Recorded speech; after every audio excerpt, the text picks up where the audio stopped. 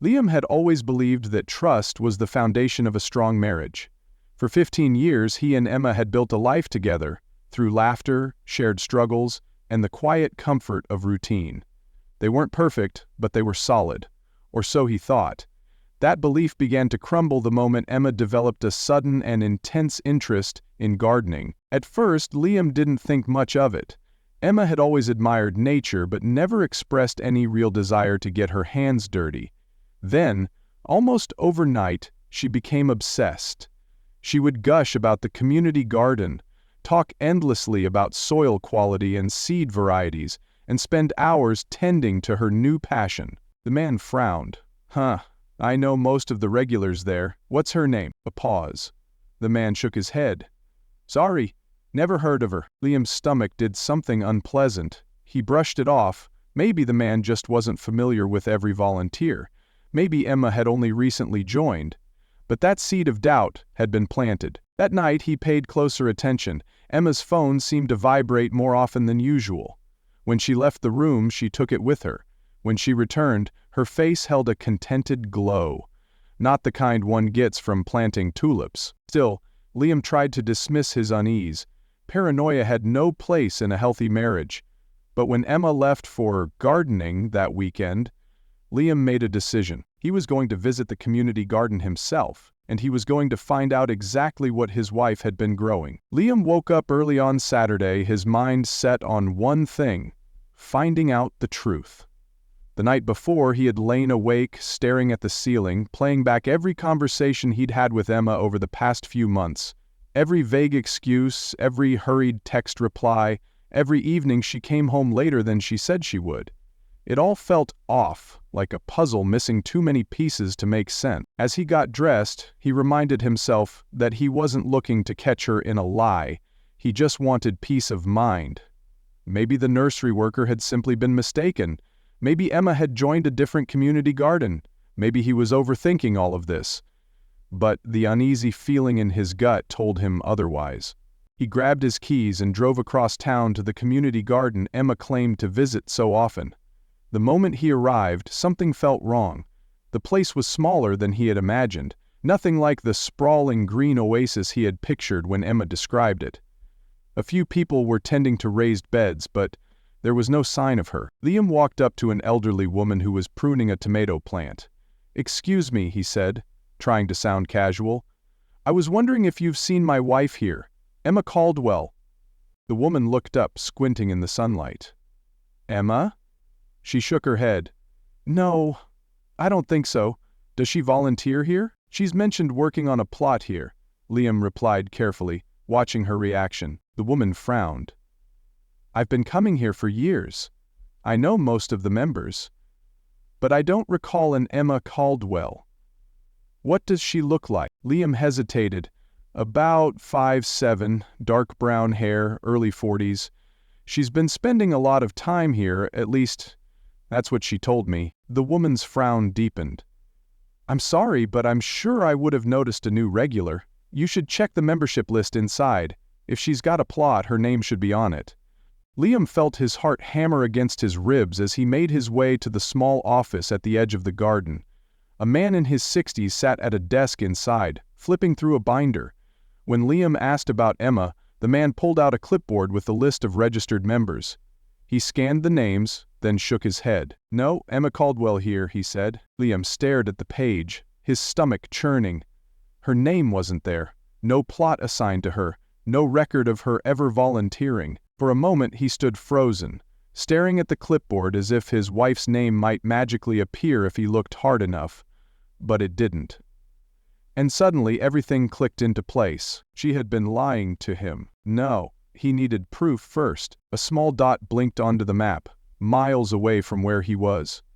Not at the garden, not even near it. Instead, she was at a countryside café on the outskirts of town. He had wasted enough time on a woman who had already chosen to let him go. Liam was supportive, though he found it curious that she never seemed to bring home any vegetables or flowers. No freshly picked tomatoes, no vibrant sunflowers, just dirt under her nails. And vague stories about how much she loved the peace and quiet of the garden. "I never knew you loved gardening so much," Liam remarked one evening, As Emma scrubbed her hands at the kitchen sink, brown earth swirling down the drain. "It's therapeutic," she replied without looking up. "There's something about watching things grow. It's good for the soul." That made sense, except for the fact that Liam never saw any evidence of these things she was supposedly growing. One afternoon, he stopped by a local nursery, considering surprising her with some new gardening gloves or maybe a set of high-quality pruning shears. When he asked the clerk for recommendations, the man chuckled. "Ah, getting into it too?" he asked, wiping soil off his hands. "Not me, my wife," Liam said. "She spends a lot of time at the community garden." The clerk's smile faltered. "Which one?" Liam hesitated, then gave the name of the garden Emma always mentioned. "Emma Caldwell." His hands clenched into fists as he left the office, barely aware of the sound of laughter and friendly chatter around him. He climbed into his car and pulled out his phone. His fingers hovered over Emma's contact name, but he hesitated. What would he even say? "Hey, honey, just checking, did you forget to tell me that your gardening hobby is completely fictional?" Liam's chest tightened, a mixture of anger and something heavier, something painful, settling in his stomach. His wife, the woman he had trusted, the woman who had come home to him night after night with dirt under her nails and stories about tending to plants, had been planting something else entirely. Lies. Liam sat in his car for a long moment, gripping the steering wheel so tightly that his knuckles turned white. He could feel his pulse pounding in his temples, his breath coming a little too fast. A part of him still wanted to believe that there was some other explanation, some reasonable excuse for why his wife was here, laughing and leaning toward another man, like they were the only two people in the world. She wasn't at the garden. She wasn't planting flowers or growing vegetables. She wasn't surrounded by rows of herbs or chatting with volunteers about composting. Instead, she was sitting on the terrace of a picturesque countryside café, completely at ease with another man. A man whose hand now rested lightly on her wrist, as if it was the most natural thing in the world. Taking a steadying breath, he pushed the car door open and stepped out, adjusting his posture as he walked toward the café. His steps were controlled, his expression carefully blank, though his heart pounded harder with every stride. The gravel crunched under his shoes, but Emma didn't notice. Neither did Daniel. They were too lost in their private little world. "Explain what?" Liam cut in, tilting his head slightly. "That you lied to me? That the community garden you were so obsessed with doesn't even have your name on the member list? That instead of planting flowers, you were here, laughing with him?" He gestured toward Daniel, who now looked deeply uncomfortable, shifting in his seat like a man who suddenly wished he were anywhere else. Liam didn't remember leaving the café. One moment he had been standing there, staring at Emma as she fumbled through her half-hearted excuses, and the next he was outside, his legs carrying him away before his brain had fully processed what had just happened. His heart pounded in his ears, drowning out the murmur of other patrons and the hushed whispers of those who had witnessed the confrontation. The air outside was crisp, but it did nothing to cool the heat rising in his chest. His hands clenched into fists at his sides as he strode toward his car, his entire body vibrating with anger, betrayal, and something worse. Something hollow and aching that made his throat tighten. Liam shook his head, stepping back. "I spent months thinking I was crazy, doubting myself every time something didn't add up. Every night you came home late, every time you smelled like coffee instead of soil, every moment I looked at you and felt like I didn't really know you anymore. I convinced myself I was being paranoid. But I wasn't, was I?" "Do what?" he asked. "Walk away? Find some self-respect? Finally stop being the idiot who waited around, hoping his wife wasn't a liar?" He shook his head, his voice firm. "No, Emma. You did this. You made this choice. And now you get to live with it." Liam hadn't expected healing to come quickly, and he was right. The days that followed felt like walking through the wreckage of something that had once been whole. His house, once a shared space of love and routine, felt hollow. The silence pressed in on him, no longer filled with Emma's footsteps, her laughter, false as it had been, but if there was one thing he knew, it was that he would rather endure silence than live with lies. Emma had tried to reach out a few more times, each attempt weaker than the last. First, she sent long texts, apologies, explanations, desperate justifications that only made him angrier. Then came the voicemails, her voice trembling with emotion, pleading for a conversation, for a chance to fix things. Liam made it clear that he wasn't interested in drawn-out discussions or emotional negotiations. He wanted a clean break. No mediation, no dramatic fights, just signatures and closure.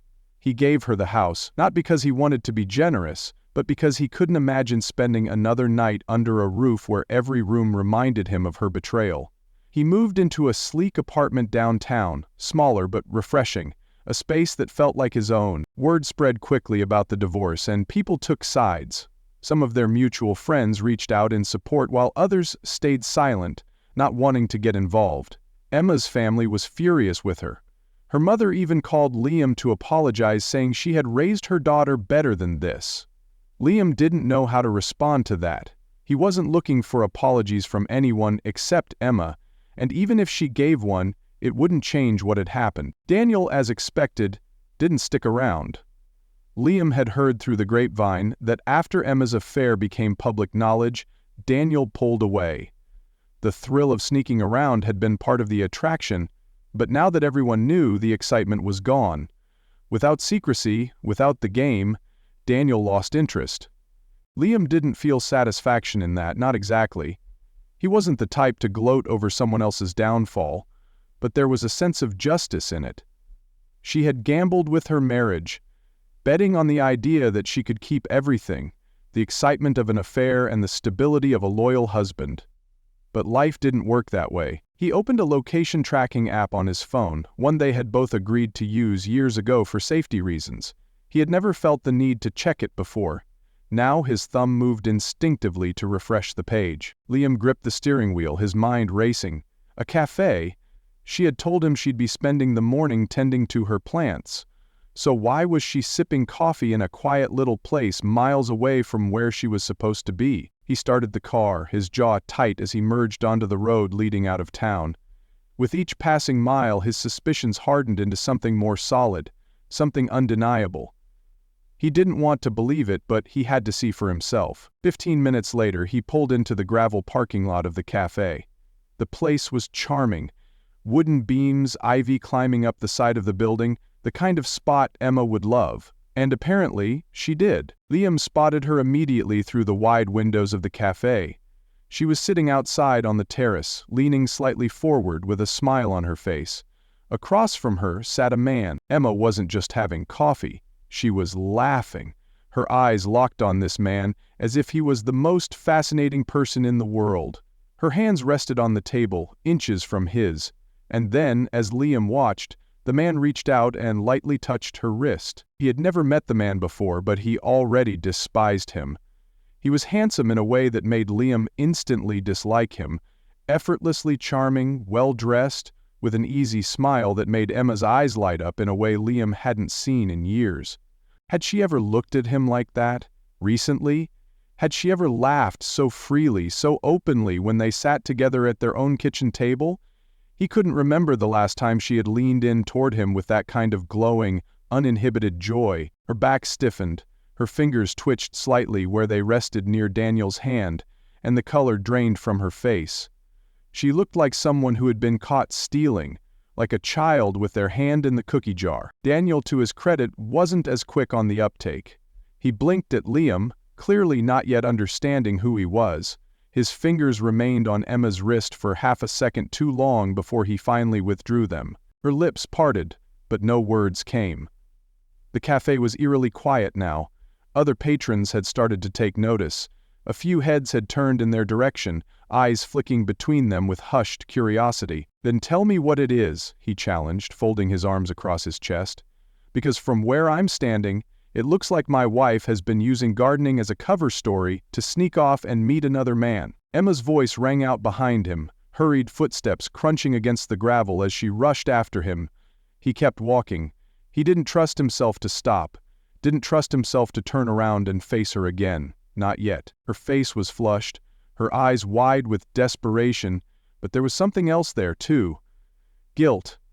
It sat heavily in the lines of her face, in the way she wrung her hands together like a nervous child caught in a lie. Liam let out a short, humorless laugh. "That's the thing about cheating, Emma. Nobody ever means for it to happen. But it doesn't just happen, does it? You made choices, repeatedly." He took a step closer, lowering his voice. "Did you ever even love me, or was that a lie too? Not serious?" Liam snapped, his composure cracking.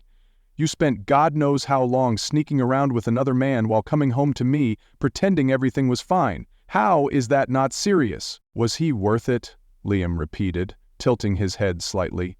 "Was Daniel worth throwing away 15 years of marriage? Was he worth sneaking around, lying to me, humiliating me?" Liam let out a slow breath, the weight of her words sinking in. She didn't know. After all of this, after the lies and the betrayal, she still didn't have a clear answer. As he drove away, his hands gripped the steering wheel like a lifeline. He had expected to feel rage, to feel sorrow, maybe even a flicker of regret. But all he felt was exhaustion. By the time he got home, reality had fully settled in. He wasn't just leaving Emma behind at that café. He was leaving their entire life together behind. Liam called their closest friends, his family, her family. He didn't embellish or exaggerate, he simply told them the truth. He told them how Emma had spent months lying to him, pretending to be someone she wasn't. How she had used gardening as an excuse to sneak off and meet Daniel. The texts started rolling in, apologies from friends who had no idea, anger from Emma's family, who couldn't believe what she had done. One from Emma herself, a simple, "Why are you doing this?" Liam had made his choice the moment he walked away from that cafe. He refused to be someone's second option, a backup plan in case things with Daniel didn't work out. When Emma received the papers, she didn't call or text. Instead, mutual friends told him that she had been blindsided, as if she truly believed he would cool down and they could somehow piece their life back together. It baffled him that after everything, she still thought there was a path forward. The first night in his new apartment, Liam sat on the balcony with a glass of whiskey, staring at the city lights. For the first time in months, he felt at peace.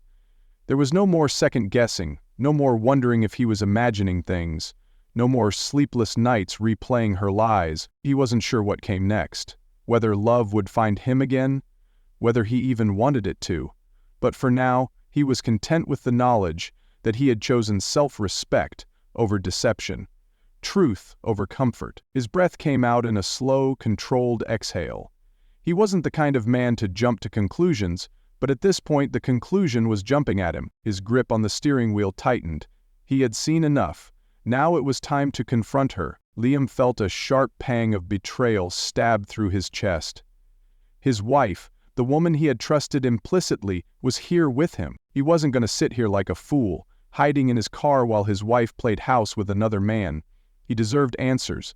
He deserved the truth. For a split second her smile remained, as if her brain hadn't caught up with her eyes yet. Then, recognition dawned. Liam didn't sit.